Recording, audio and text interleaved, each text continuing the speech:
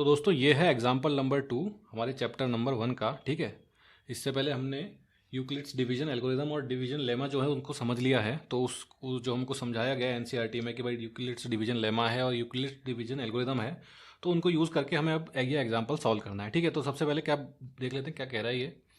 ये कह रहा है कि show that every positive even integer is of the form 2q and that every positive odd integer is of the form 2q+1 where q is some integer. तो ये कह रहे हैं हमसे कि हर पॉजिटिव इवन इंटीजर की फॉर्म होती है 2q और हर पॉजिटिव ऑड इंटीजर की फॉर्म होती है 2q+1 जहाँ पे q होता है सम इंटीजर। अब सबसे पहले थोड़ा समझ लेते हैं इंटीजर क्या होता है। आपने पढ़ा रखा होगा, आपको आता होगा, लेकिन फिर भी एक बार रिफ्रेश कर लेते हैं मेमोरी को। इंटीजर वो होता है जो कि फ्रैक्शन में ना हो, जैसे 3.5 हुआ, 4.7 हुआ, ये सब क्या हुआ, फ्रैक्शन हुआ, नंबर पूरा नहीं हुआ। तो जो इंटीजर होगा वो होगा ऐसा 7, 5, -1, मतलब उसमें फ्रैक्शन नहीं होना चाहिए, तो वो इंटीजर हो गया। लेकिन ये कह रहा है पॉजिटिव इवन इंटीजर, पहली बात तो पॉजिटिव हो गया तो माइनस का साइन नहीं आएगा। तो positive even integer, even number कौन से होते हैं, जो 2 से डिवाइड होते हैं। तो पॉजिटिव इवन इंटीजर कौन से हो गए, 2, 4, 6, 8। उसके बाद पॉजिटिव ऑड इंटीजर कौन से हो गए, 1, 3, 5, 7, इस तरह से। ठीक है, आपको समझ में आ गई बात। तो ये कह रहा है कि ये जो है ना 2, 4, 6, 8, इनकी तो फॉर्म 2q जैसी होती है, जहाँ पे q कोई इंटीजर है। जैसे q की वैल्यू मैं कुछ रख दूं तो हमें ये मिल सकता है। और ये जो नीचे वाले हैं इनकी फॉर्म होती है 2q+1 वाली। अगर हम q की कोई वैल्यू रख दें तो हमें ये मिल जाता है। ठीक है, तो ये वैसे जाहिर सी बात है, क्योंकि देखिए 2q है तो इवन नंबर तो ऐसे ही आएगा, 2 के मल्टीपल होगा, और ये ऑड नंबर है। लेकिन हमें इसको यूक्लिड्स डिवीजन एल्गोरिथम से प्रूव करना है। ठीक है, तो सबसे पहले तो हम देख लेते हैं यूक्लिड्स डिवीजन लेमा क्या चीज़ थी।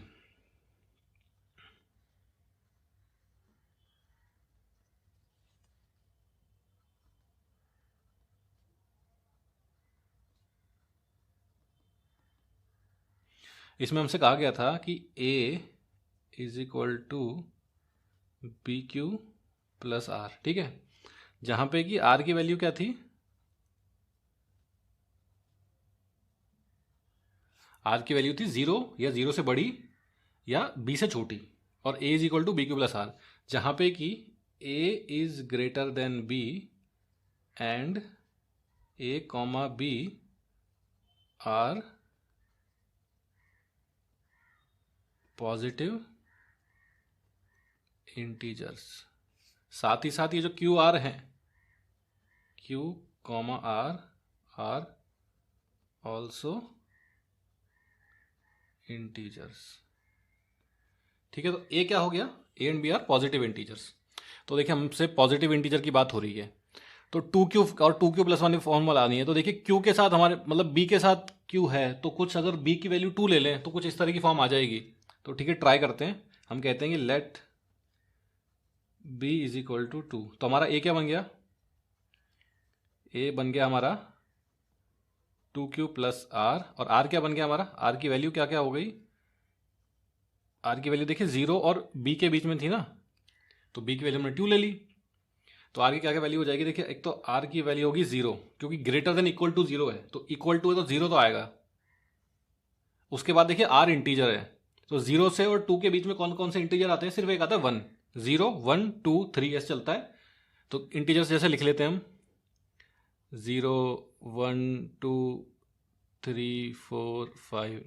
अब ये कह रहा है कि r की वैल्यू 0 और 2 के बीच में है, तो ये तो 0 हो गया, ये 2 हो गया। अब r की वैल्यू इनके बीच में है, तो एक तो r की वैल्यू 2 से छोटी है, तो एक तो 1 हो गई r की वैल्यू, एक 0 या 0 के बराबर है या 0 से बड़ी है, तो एक ये हो गई। ठीक है, तो r की वैल्यू 0, 1। अब इन दोनों r की वैल्यूज़ के लिए जो हमें मिली हैं, r is equal to 0 and r is equal to 1, इन दोनों वैल्यूज़ के लिए हमें a की वैल्यू देखनी पड़ेगी क्या आती, क्योंकि देखिए a जो है वो r से मिलकर बनता है, तो a की वैल्यू में r का भी रोल है। तो हम कह सकते हैं कि for r is equal to 0, a क्या बन जाएगा हमारा, a is equal to 2q+r। अब यहाँ पे r है 0, तो 2q+0 का मतलब होता है 2q, तो इसको हम 2q लिख सकते हैं। ठीक है, दूसरी बात, for r is equal to 1, a is equal to 2q। देखिए 2q+r था, तो r क्या है, 1 है, तो a is equal to 2q+1। ठीक है, यहां तक आपको क्लियर है। तो हमारे पास a की 2 वैल्यूज आ गई, क्या क्या वैल्यूज आई वो, ए की दो values I,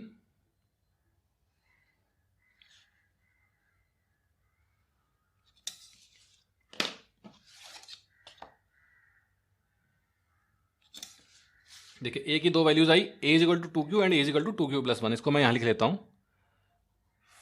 for r is equal to 0 a is equal to 2q and for r is equal to 1 a is equal to 2q+1। ठीक है, यहाँ तक आपको क्लियर है। अब देखिए हमसे पूछा गया है कि अब देखिए ये a क्या था, पॉजिटिव इंटीजर, तो पॉजिटिव इंटीजर की तो हमारे पास फॉर्म आ गई 2q और 2q+1, लेकिन हमसे पूछा है पॉजिटिव इवन इंटीजर। ठीक है, देखिए अब इसमें से आप देख लीजिए इवन नंबर कौन सा होगा। सिंपल सी बात है, जिसमें इवन नंबर होते हैं जो 2 से डिवाइड होते हैं, तो a is equal to 2q, क्या ये 2 से डिवाइड होगा? बिल्कुल होगा। देखिए क्योंकि 2 फैक्टर है, अगर हम इसको ऐसा लिखें 2q डिवाइडेड बाई 2, तो 2 से 2 कट जाएगा और q रह जाएगा, तो ये 2 से डिवाइड हो रहा है, तो इसका मतलब ये क्या है, ये इवन है।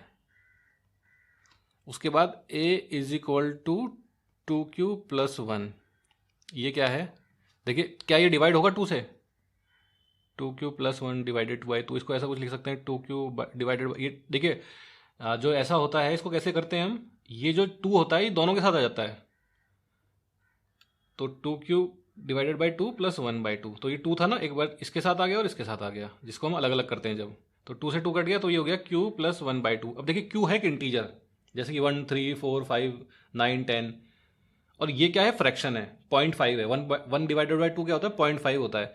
तो इंटीजर प्लस फ्रैक्शन हमेशा क्या होता है, फ्रैक्शन होता है। तो मतलब ये 2 से डिवाइड नहीं होगा, क्योंकि देखिए कोई भी नंबर कब किससे डिवाइड होता है, जब हमें पूरा जो वो है वो क्लियरली डिवाइड कर दे, और जो क्वोशिएंट होता है वो एक इंटीजर आए और रिमाइंडर 0 आए, तो वो कब होगा, जब कि ये जो क्वोशिएंट है वो मतलब डिवीजन के बाद हमें फ्रैक्शन में ना मिले, तो ये जो है वो 2 से डिवाइड नहीं होगा, तो क्या बन जाएगा, ये बन जाएगा ऑड। ठीक है, तो हमने निकाल लिया है कि a था पॉजिटिव इंटीजर, तो for every positive even integer क्या की फॉर्म क्या होगी, 2q, और एवरी पॉजिटिव ऑड इंटीजर की फॉर्म क्या होगी, 2q+1। इसको हम चाहें तो लिख सकते हैं 10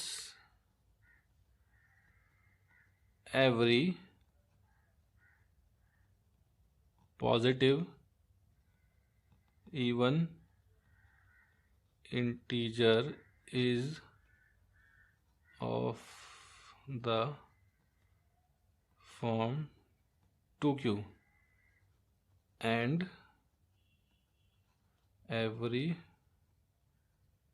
positive odd integer is of the form 2q+1। ठीक है, क्वेश्चन में हमसे यही पूछा गया था, इसको हमने प्रूव कर दिया है, तो हम कह सकते हैं hence proved।